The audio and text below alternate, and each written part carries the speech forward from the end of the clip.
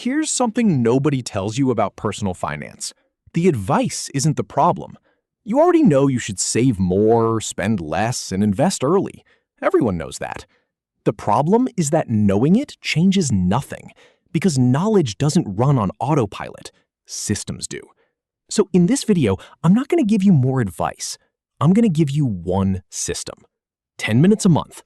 Once it's set up, it runs without you, and it quietly replaces almost everything else you've ever read about money. Most people's money problems start with complexity. 5 accounts, 3 cards, a savings account they keep dipping into, a separate one for fun money that never has any structure.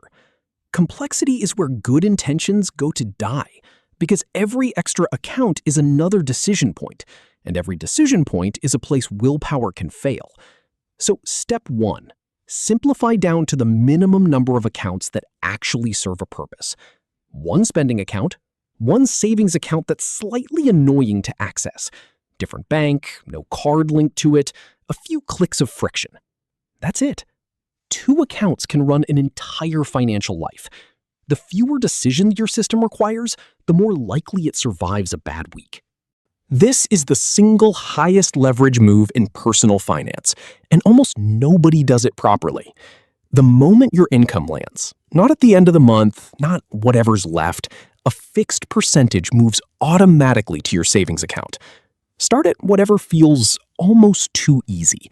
5%, 10%. The number matters less than the automation. Here's why this works when trying to save more doesn't. By the time you normally decide to save, the money's already gone, and so is the decision.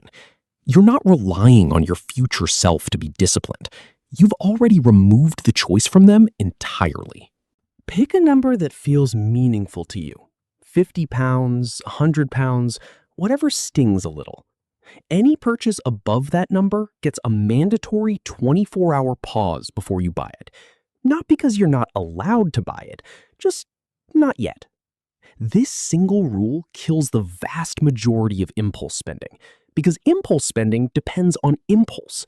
Remove the immediacy, and most of the urge evaporates on its own. The things that still feel worth it tomorrow, buy them, guilt-free. The things that don't, you just saved that money without willpower. You just let time do the work. Forget detailed budgets with 40 categories. Most people abandon those within 3 weeks. Instead, track one number, your net worth, what you own minus what you owe. Checked once a month, same day, every month. That's it. You're not trying to control every dollar. You're watching one trend line. If it's going up, your system is working, even if some months had messy spending.